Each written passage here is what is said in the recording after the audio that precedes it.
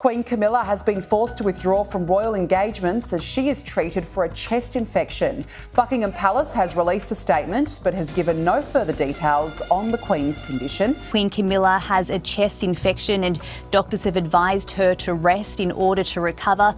Because of that, she's going to be missing a number of royal engagements she was due to partake in this week. Queen Camilla just upped and left Buckingham Palace. And the reason for her sudden leave has been rumored to be something that had long been brewing behind closed doors. In a statement today, Buckingham Palace revealed that Queen Camilla has a chest infection and doctors have advised her to rest in order to recover. Because of that, she's going to be missing a number of royal engagements she was due to partake in this week. Now, given the circumstances of how Queen Camilla got into Buckingham Palace in the first place, it came as both a shock and a surprise when news of Queen Camilla leaving broke. So why exactly did Queen Camilla leave Buckingham Palace? Could it be because the King and Queen aren't seeing eye to eye? Or could it be something else? Join us as we spill all the royal tea, the emotional farewell. One thing no one expected to hear anytime soon was Queen Camilla bidding goodbye to Buckingham Palace. Ever since she officially became King Charles's wife and moved into the palace, her journey between those palace walls had been anything but smooth. The world had trouble accepting her at first, given her history as the king's former mistress. The Crown depicts the Prince and Camilla in a passionate relationship prior to his wedding to Princess Diana. Their relationship is shown to be a whirlwind romance. But over time, the couple overcame that hurdle, standing or rather appearing united against the odds. Now, close sources are saying that there's trouble brewing those heavily guarded palace walls. And some of these troubles shockingly seem to involve the late Princess Diana. And now many can't help but wonder what's truly going on behind closed doors. Don't go anywhere as we get into all of the latest developments. We all aren't strangers to the drama surrounding Princess Diana, Queen Camilla, and King Charles.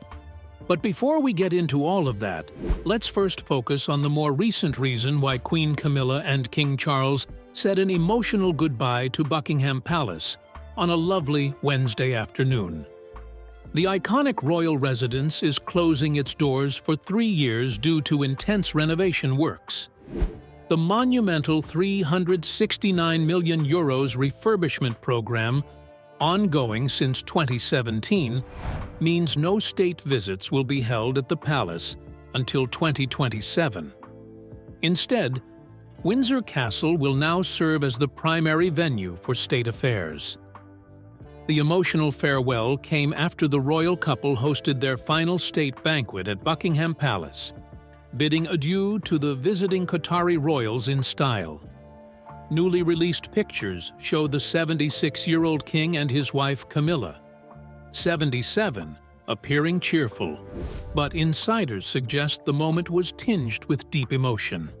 The Emir and his wife arrived on Horse Guards Parade. A smile between friends showing just how pleased the king was to see him. As the refurbishment works continue, King Charles has had to relocate his private office. Previously situated in the North Wing, it has now moved to the Belgian suite, nestled in the west-facing garden wing of the palace. Interestingly, this suite includes the Orleans Room, where the king was born on November 14, 1948. Talk about coming full circle. But this isn't the first time the royal couple has left Buckingham Palace behind. Back in April of 2024, King Charles and Queen Camilla took a break from palace life for a very different reason. Amid the monarch's cancer treatment, the couple jetted off to their Highland retreat, Birkhall, located on the Balmoral estate. It was a special anniversary getaway to mark their 19th year of marriage. Since 2006, they've celebrated their anniversary at this secluded haven, a tradition that keeps the flames of their relationship alive. As we all know, this serene tradition contrasts sharply with the rocky journey that brought them here. For many, the history of King Charles and Queen Camilla's relationship evokes memories of a much-publicized love triangle that captivated the world. The drama between Princess Diana and Queen Camilla. The relationship between Princess Diana, Queen Camilla, and King Charles is one of the most dramatic and publicized love triangles in modern royal history. It is a complex saga of love, betrayal, public scrutiny, and a connection that has fascinated and will keep fascinating the world for decades. From the early days of Prince Charles's love affair with Camilla, to the heartbreaking and ultimately tragic marriage to Diana. In the 1970s, even though Charles was one of the most eligible bachelors in the world, Charles maintained his relationship with the then-married Camilla, with the two continuing to chat regularly. And then the eventual union with Camilla. The lives of these individuals have played out in unimaginable ways under the global spotlight. Before Diana Spencer entered Prince Charles's life, there was Camilla Shand. It was in the summer of 1971 when a 24-year-old Camilla first met Prince Charles, who was 22. Now, while legend has it that the couple were introduced at a polo match at Smith's Lawn in Windsor, Jonathan Dimbleby's authorized biography, The Prince of Wales, says otherwise. He said that the introduction was in fact made by a mutual friend, Lucia Santa Cruz, daughter of the Chilean ambassador to the United Kingdom, whom Charles had met when he was a student at Cambridge. Charles and Camilla meet for the first time at a polo match at Windsor Great Park, a royal park where they discover that they both love polo and the outdoors, and have the same sense of humor. Camilla joked about the fact that her great-grandmother had had an affair with King Edward VII, saying, "My great-grandmother was the mistress of your great-great-grandfather. I feel we have something in common." Charles and Camilla were instantly attracted to one another, and over the next 18 months, their friendship became a love affair. But Charles knew that his parents would not approve of the relationship, because Camilla's background, while well-to-do, was not sufficiently aristocratic, and Camilla had what Prince Charles's godmother Patricia, second Countess Mountbatten of Burma, described as a history. And this history meant the entire relationship with Andrew. But let's not jump the gun here. Shortly after King Charles and Queen Camilla met, they began dating. But Charles left to serve in the Royal Navy for 8 months. And during this time, he refrained from expressing the depth of his feelings for Camilla. And when he returned, the one woman he had an eye for was engaged to an Army cavalry officer 7 years older than Camilla, and who had previously dated Prince Charles's sister, Princess Anne. Andrew Parker Bowles became Camilla's first husband. Andrew Parker Bowles and Camilla's controversial marriage came to an end after they got divorced in 1995. As previously mentioned, Camilla had reportedly been having an affair with her now husband, King Charles, despite the fact that he apparently hadn't even proposed when his family and Camilla's had an engagement announcement published, effectively forcing the issue. Ultimately, the couple was married for 21 years, and they went on to have 2 children, Tom and Laura. Now, while all of this was going on, Charles counted his loss and decided to move on with his life. And that's when he began dating Lady Diana Spencer, who was 18 at the time. The prince had briefly dated her older sister, Lady Sarah Spencer, before moving on to Lady Diana. Diana was no doubt head over heels for Charles, but the same couldn't be said about Charles because over time, their marriage proved just that. Charles proposed to Diana in February 1981.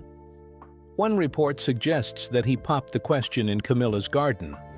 After the news broke on February 24th, he made a somewhat jarring comment when a television interviewer asked him and Diana if they're in love. Diana, who was absolutely in love, blushes and says, "Of course." Charles, on the other hand, adds, "Whatever love means." And on July 29th, with an estimated 750 million people watching around the world, and with Camilla reportedly in attendance, they marry in St. Paul's Cathedral. Charles and Diana will go on to have 2 sons, Prince William, born in 1982, and Prince Harry, born in 1984. However, shortly after this, their relationship soon became rocky.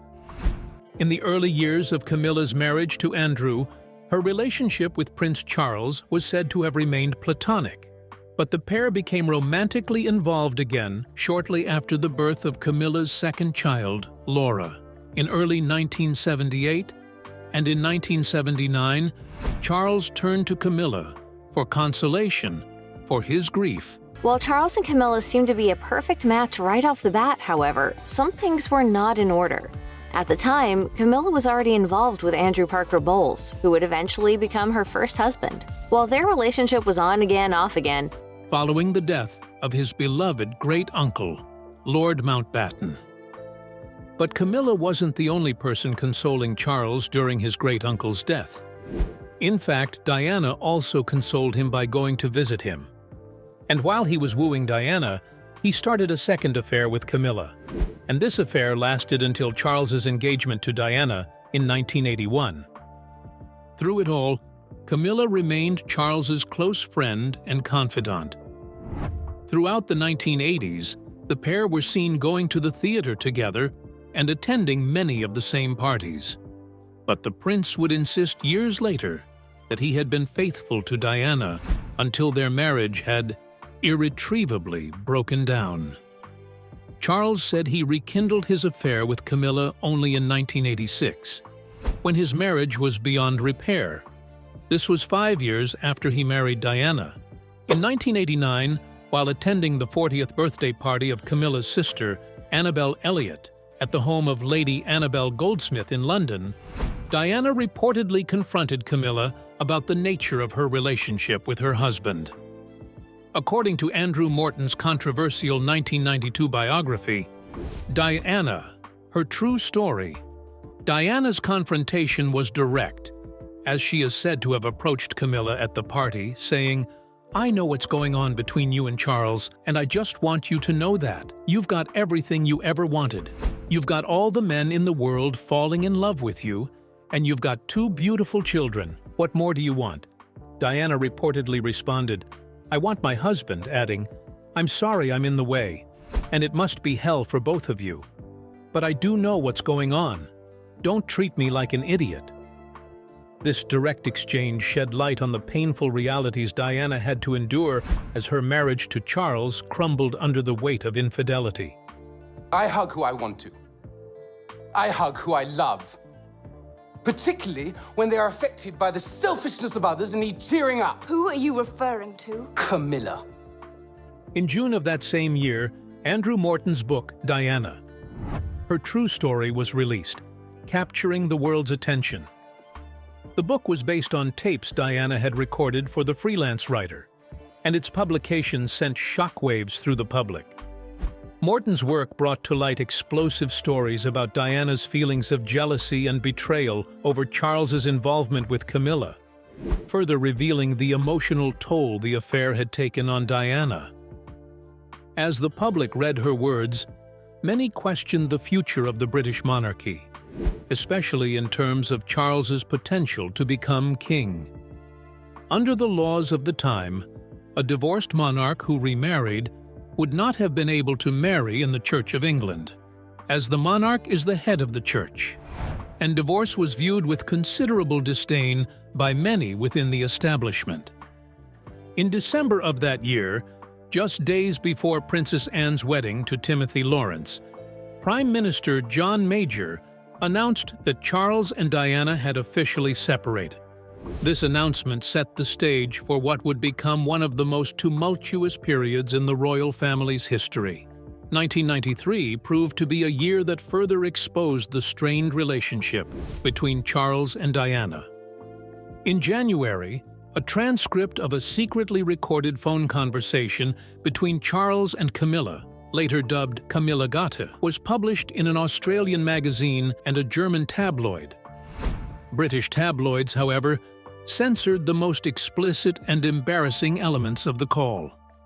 This event came just 1 month after the release of another scandalous recording, this time of a conversation between Diana and a man named James Gilby, where he affectionately called her Squidgy. These tapes were a constant reminder to the public of the inner turmoil within the royal family, pushing the boundaries of personal privacy into the public sphere. First, Dianagate, allegedly a conversation between the princess and a male companion she called Squidgy. Then Camillagate, allegedly between Charles and his lover. 1994 saw Charles attempting to restore his image after years of negative press. He had allowed a documentary filmmaker to follow him for a year and a half, hoping to mend his reputation after the scandalous stories about his extramarital affair. However, one particular moment in the documentary had the opposite effect. When filmmaker Jonathan Dimbleby asked Charles if he had been faithful and honorable during his marriage to Diana, Charles's response was, yes, yes, until it became irretrievably broken down, us both having tried. His admission did little to improve the public's opinion of him. He also spoke fondly of Camilla, calling her a great friend of mine, and reaffirmed that she had been a close companion for a long time. This was not the image of a faithful husband that the public had hoped for from their future king. In 1995, Camilla and her husband, Andrew Parker Bowles, announced that they would be divorcing, signaling yet another significant shift in her relationship with Charles. That same year, in November, Princess Diana famously gave an interview to Martin Bashir, where she admitted that Camilla had played a role in the breakdown of her marriage. Diana famously stated, "Well, there were 3 of us in this marriage, so it was a bit crowded." Do you think Mrs. Parker Bowles was a factor in the breakdown of your marriage? Well, there were 3 of us in this marriage, so it was a bit crowded. The interview would go on to become infamous, but it was later revealed that Diana's brother, Earl Spencer, had been manipulated by Bashir into arranging the meeting. A subsequent investigation found that Bashir had used deceptive practices to obtain Diana's consent for the interview. The BBC later apologized in 2021, stating that the interview would never be aired again. By 1996, Charles and Diana's divorce was officially finalized, putting an end to the tumultuous relationship that had captured the world's attention for so long. But while Charles and Diana's marriage ended, the story of Charles and Camilla was far from over.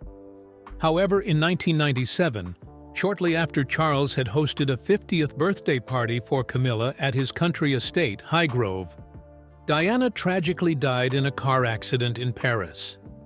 The world went into mourning, and the people's princess was remembered by millions. Charles, along with Diana's sisters, flew to Paris to bring her body back to England, while the world looked on in disbelief.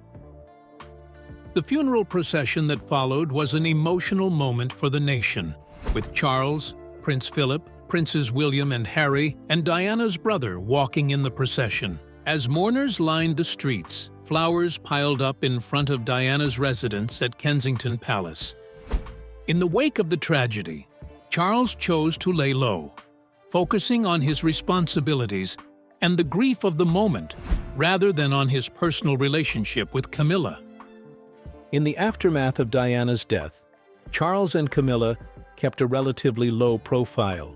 Camilla had been vilified in the press as the Wicked Witch and marriage wrecker, and was globally loathed by many.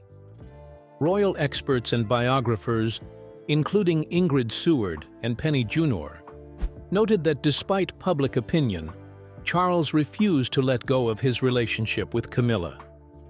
Queen Elizabeth, according to Junor, had hoped that Charles would end his relationship with Camilla, but he steadfastly refused to do so, which created tensions between Charles and his mother.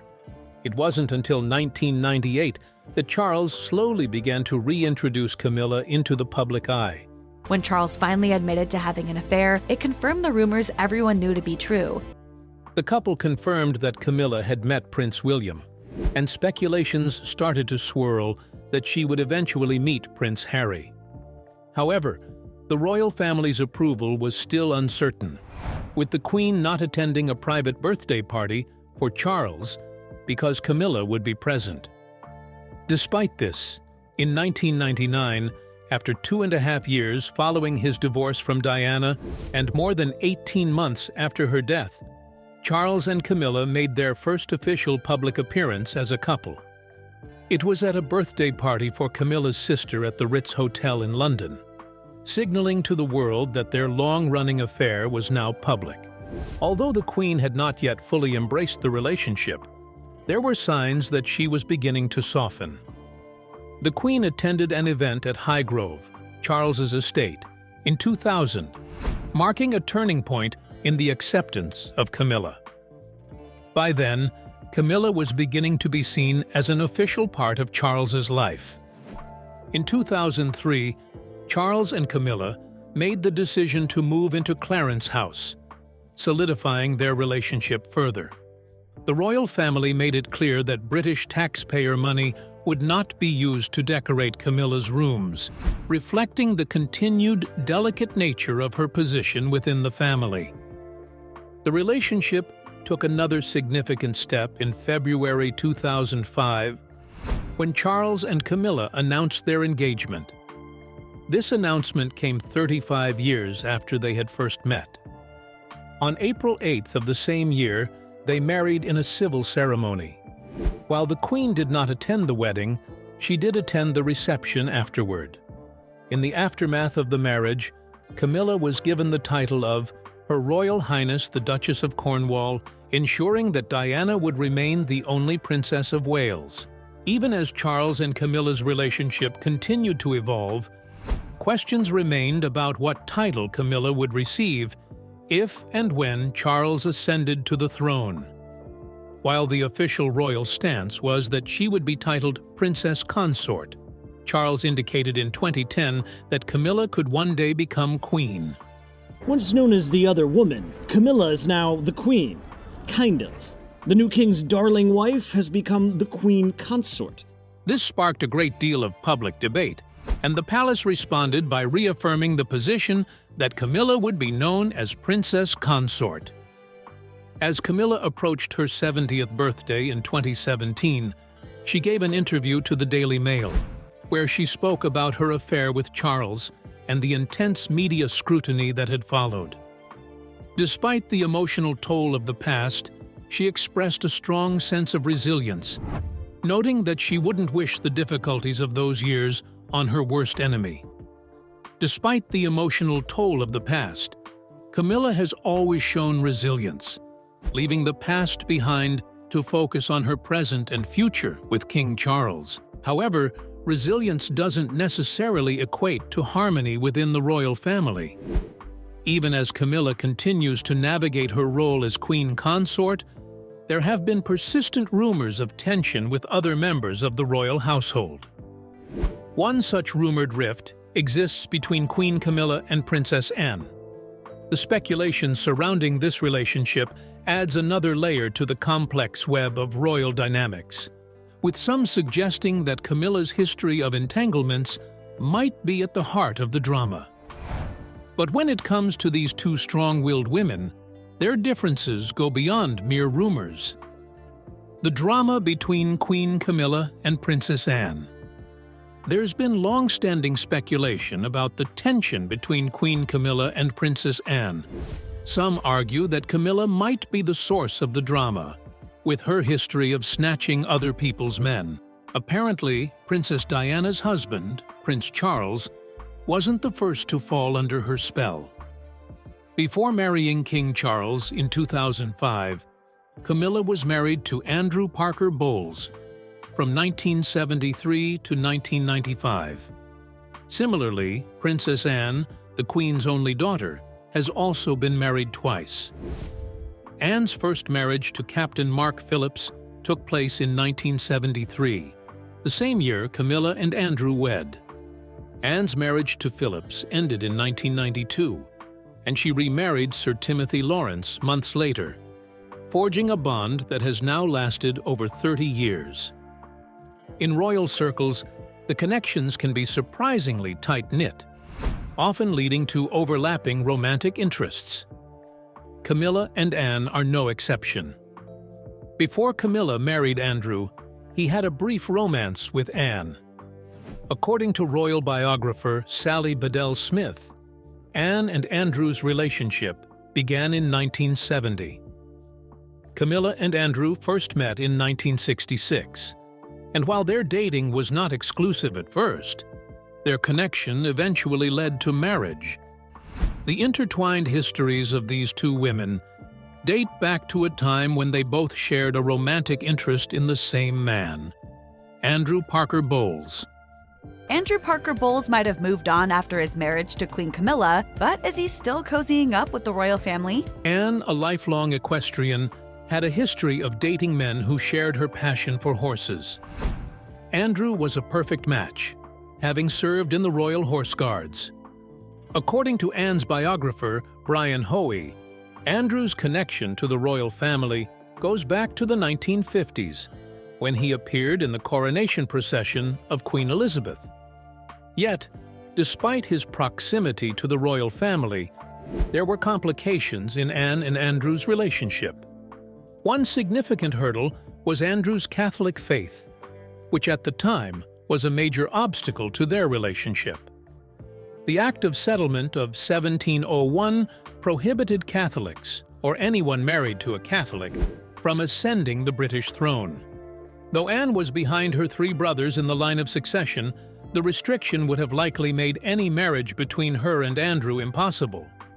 Still, Anne's relationship with Andrew wasn't without its intrigue. Some royal experts believe Anne was exploring her rebellious side during this time, eager for new romantic experiences. It's unclear when Anne and Andrew's romance ended, but there was no shortage of young men vying for Anne's attention. One such man was Mark Phillips, whom Anne met in 1968. This timeline has sparked speculation that Andrew's affair with Anne could have overlapped with Charles and Camilla's own romance. Royal editor Victoria Howard noted that it was thought Camilla sought revenge after Andrew cheated on her with Anne, leading her to rekindle a relationship with Prince Charles. While Anne and Andrew's brief romance didn't last, their friendship did. Over the years, they remained close, united by their shared love of horses. Anne and Andrew frequently attend events like the Cheltenham Races and Royal Ascot, where they are often seen together. Further evidence of their enduring friendship came when Anne asked Andrew to be one of her daughter Zara Tyndall's godparents. Zara, an equestrian herself, joins her mother and Andrew at these events, solidifying the bond they share. However, Anne's relationship with Andrew caused tension towards the end of her first marriage. In the late 1980s, rumors swirled that Anne was having an affair with Andrew, which coincided with the breakdown of her marriage to Phillips. At the same time, Phillips was also rumored to have been unfaithful. The intrigue surrounding Anne's relationships was not limited to just Andrew.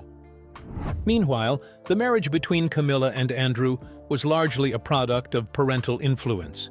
Both sets of parents encouraged the union, hoping it would distance Camilla from Prince Charles. By the time Andrew and Camilla married on July 4, 1973, Charles and Camilla had already started their affair.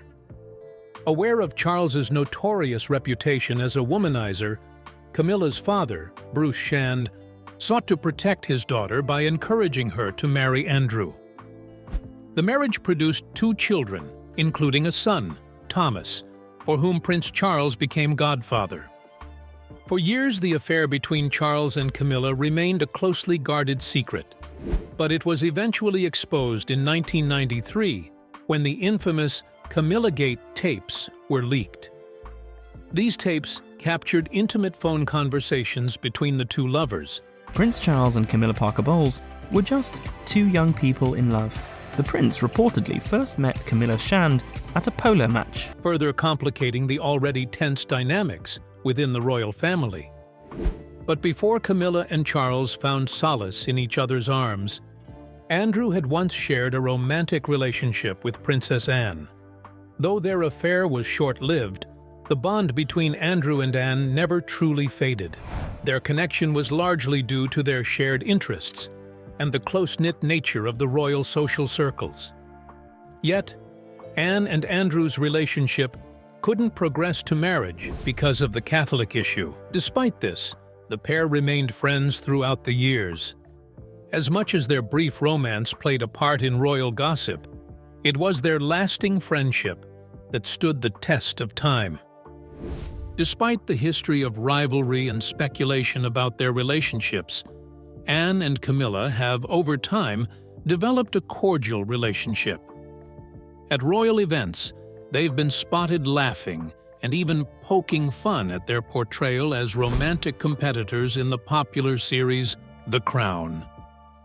It's clear that while their past relationships with Andrew Parker Bowles added complexity to their dynamics, both women have found a way to coexist with mutual respect and camaraderie. Their friendship, albeit complicated at times, endures, and they've managed to set aside any lingering tensions from the past. What are your honest opinions on Queen Camilla? Do you think the whole drama with the late Princess Diana will go away, or do you think otherwise? Let us know your thoughts in the comments below. Don't forget to like and subscribe to our channel. Also, click on the next video on your screen. You won't want to miss it.